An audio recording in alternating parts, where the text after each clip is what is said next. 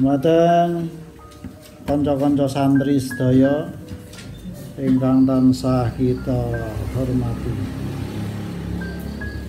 Pada kesempatan kali ini kita akan memulai materi baru yang biasanya materi ini disampaikan Romo Kiai Haji Abu Salim Ali. Biasanya nek biyen-biyen bar ngasar. Bar ngasar pas durunge ngasar gitu. Cuma pada kesempatan kali ini kula kapatah untuk menyampaikan materi ini, yaitu yang berhubungan dengan materi pidato. Ada yang belum pernah pidato? Wis tau pidato kabeh? Wis tau pidato kabeh ya? Berarti nek wis tau pidato kabeh, sesuk gampang. Ya, Gary tes tak. Gary ngetes penampilan saudara-saudara semua. Nah, pada kesempatan kali ini tadi saya membagikan apa iki? Secari kertas yang berisi tentang trik ben gak grogi iki kepiye. Ada yang masih grogi nek pidato? Masih? Berarti Anda normal. Karena siapapun juga pasti yang namanya grogi itu mesti pernah mengalami ya. Bahkan seperti saya sendiri juga masih sering grogi ya, ketika menyampaikan suatu materi pidato gitu. Itu juga sering grogi itu masih ada. Dan terkadang grogi itu tidak pandang tempat, tidak pandang waktu. Tidak selamanya grogi itu muncul ketika audien. Ngerti audien ora? Apa audien? Pendengar. Pendengarnya itu banyak. Ternyata tidak selalu. Terkadang pendengarnya sedikit saja, itu kadang juga bisa grogi. Pendengarnya banyak, tidak grogi karena apa? Karena tidak ada yang kenal. Pendengarnya sedikit tapi grogi, sebab enak sing ditaksir. Nah, gitu kan bisa saja, gitu kan, bisa saja. Jadi memang banyak sekali faktor yang mempengaruhi kita semuanya adanya grogi. Nah, pada kesempatan kali ini nanti saya akan menyampaikan tentang bagaimana mengantisipasi ben gak patek grogi ku kepiye. Namun sebelumnya akan kita sampaikan nanti kalau sudah absennya lengkap, sing putri wis mulai isi kan. Nanti saya akan baca juga sebagai absensi saya. Nanti sing kira-kira wis patut terus esok tampil sapa? Atau iki kelasnya kok ora diisi. Kelasnya sekolah diisi ya. Ya, kalau kelas sekolah diisi. Kelas sekolah ya. Jadi kan lain nunjuk iki kan rada pas. Otomatis yang gede kudu wis siap kan. Aja ditulisi kelas ndek kabeh lho ya.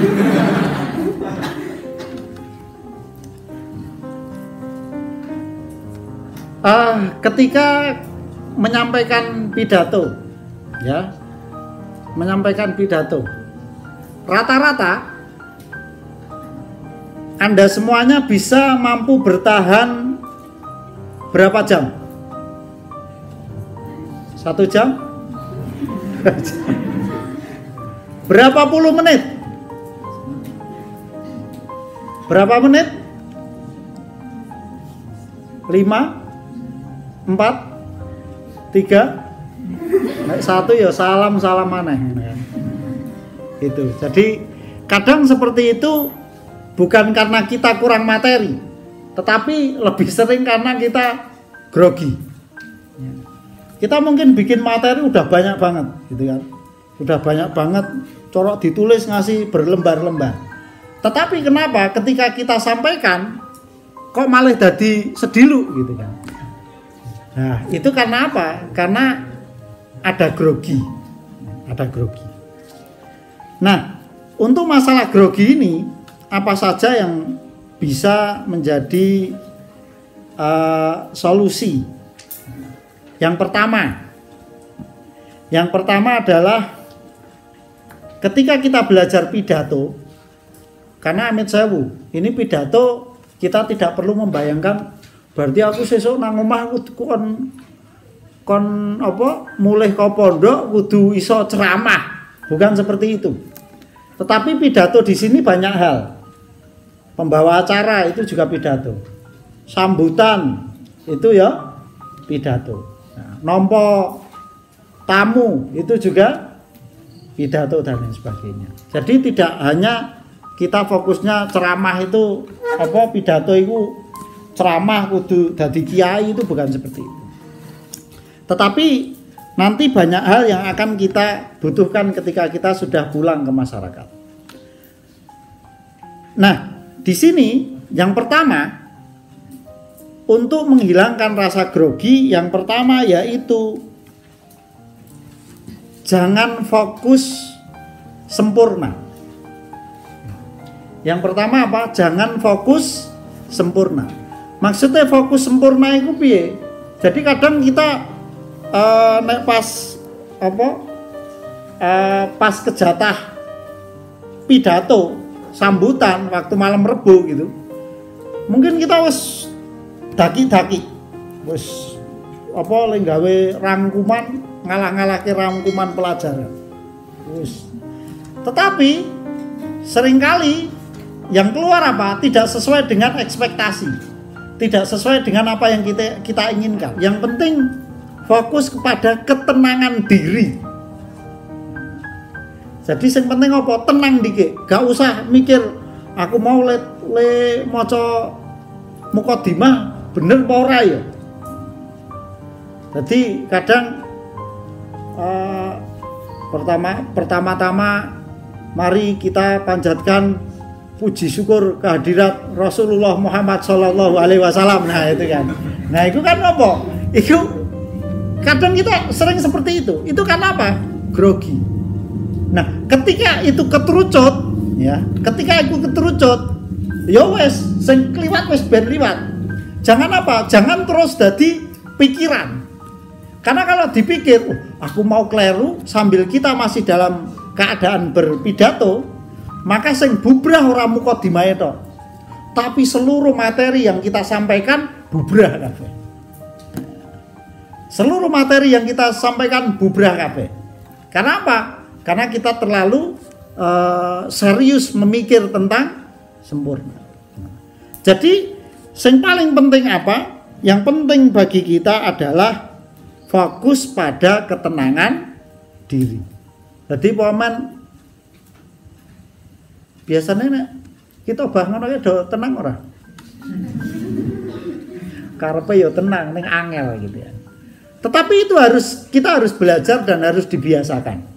Ya, kita harus belajar dan itu memang benar-benar harus biasakan, yaitu ketenangan diri. Nah, ketenangan diri itu nanti carane warna-warna, ya, carane warna-warna.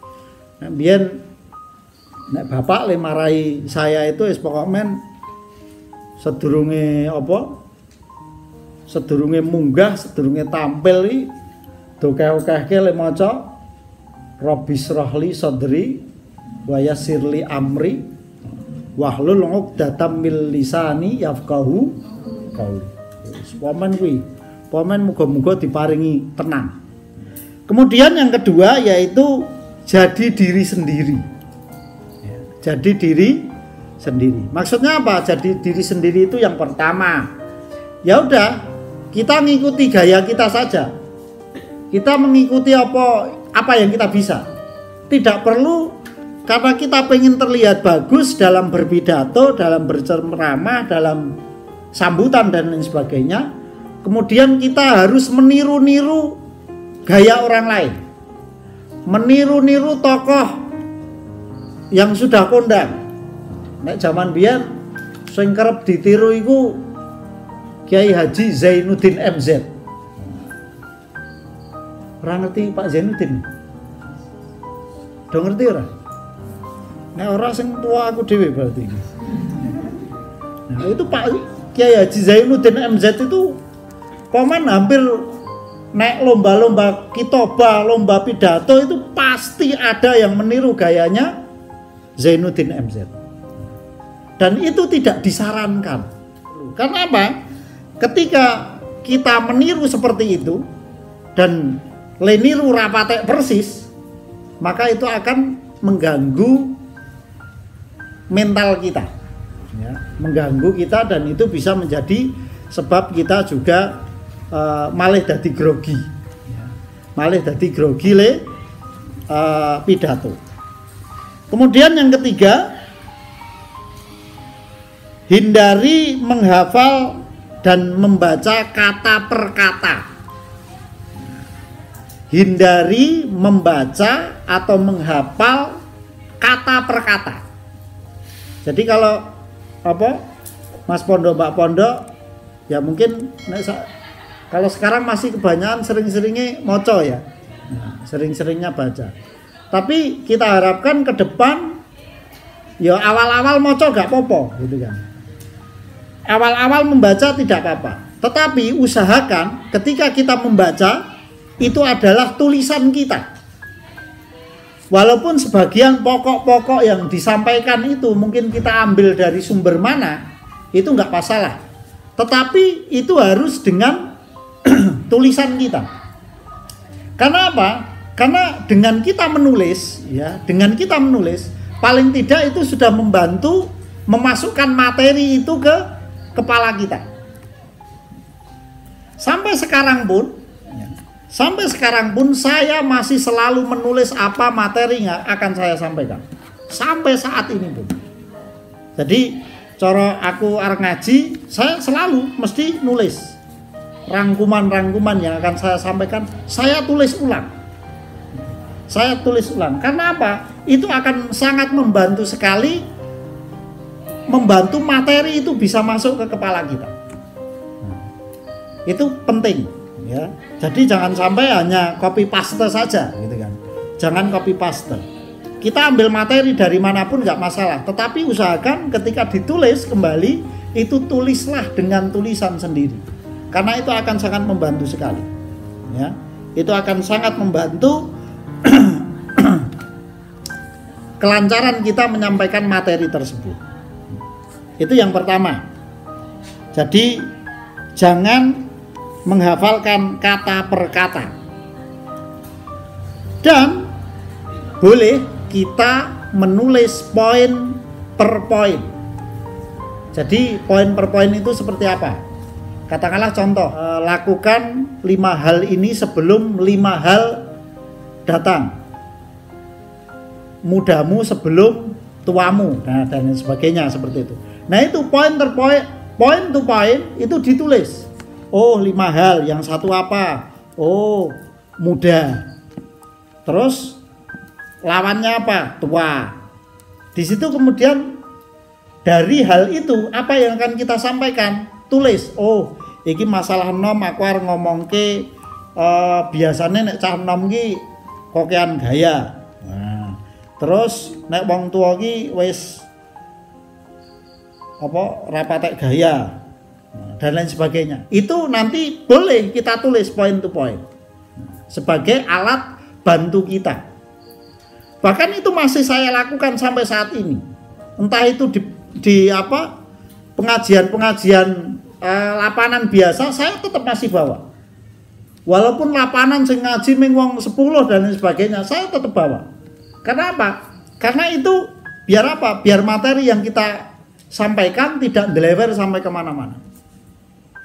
Dadi arep pengajian sing ming wong sithik sampai pengajian sing wong ewon gitulah yang hadir, itu tetap saya pakai seperti itu. Nah, saya tetap membuat seperti itu. Karena apa? Karena memang saya sendiri akui bahwa saya nggak memiliki daya ingat yang baik. Oleh karena itu saya butuh catatan. Al ilmu kal asap. Jadi sing jenenge ngelmu iku kaya macan. Le nyencang macan piye? Ngendikane Sayyidina Ali, le nyencang macan nggo tulisan.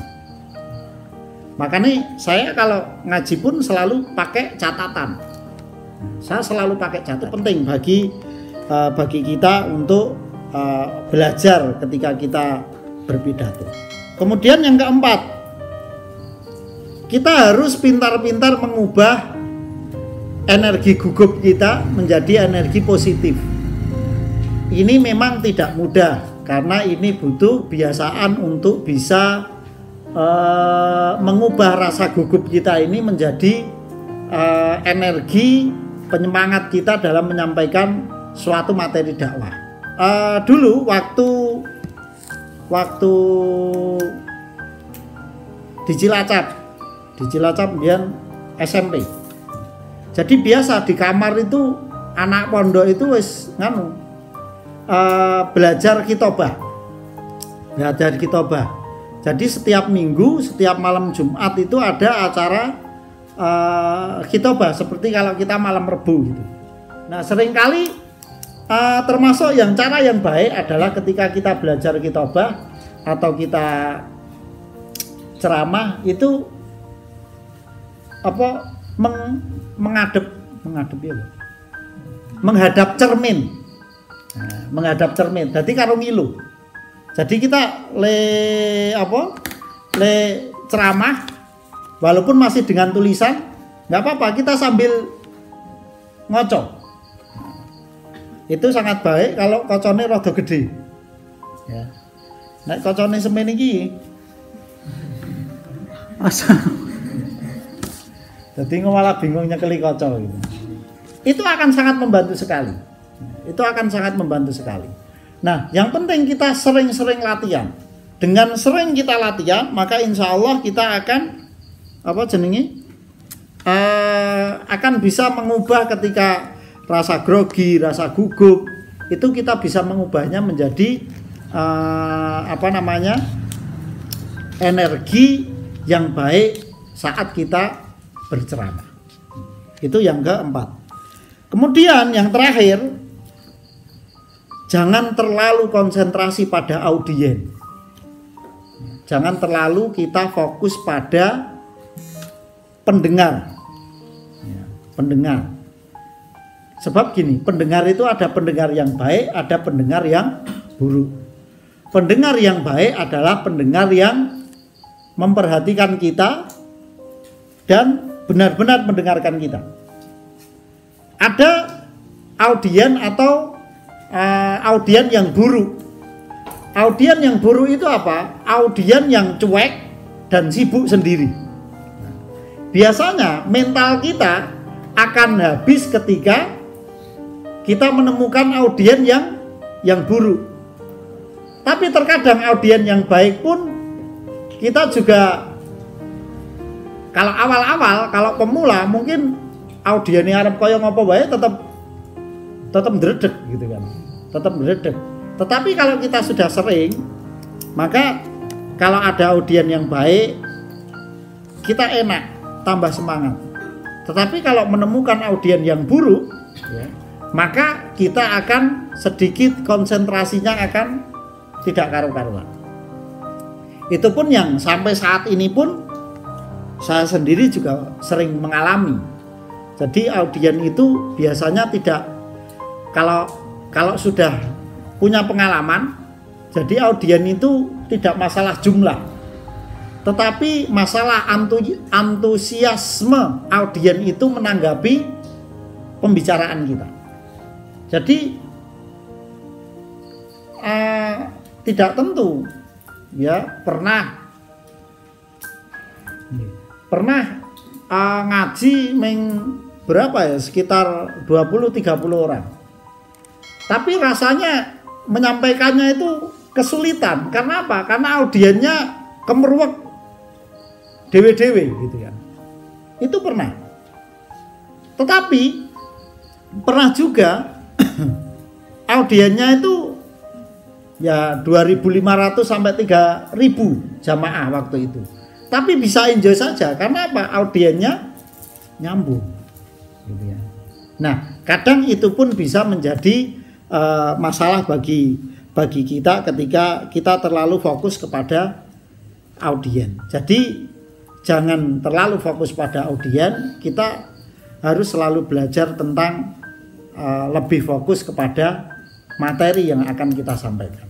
Nah, insya Allah itu akan cukup membantu bagi kita ketika kita nanti akan menyampaikan materi, ya, pidato atau ceramah. Kanca-kanca pondok sedaya sing tak tresnani, jadi ini tadi adalah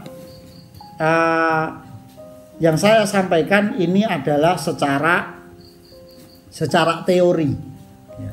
Secara teori apike kaya ngopo seperti yang saya sampaikan. Tetapi untuk nanti materi kita ke depan kita tidak akan yang seperti itu. Nanti kita mungkin akan lebih kepada praktek dan materi-materi apa saja yang bisa menjadi bahan Mas Pondok, Mbak Pondok semua.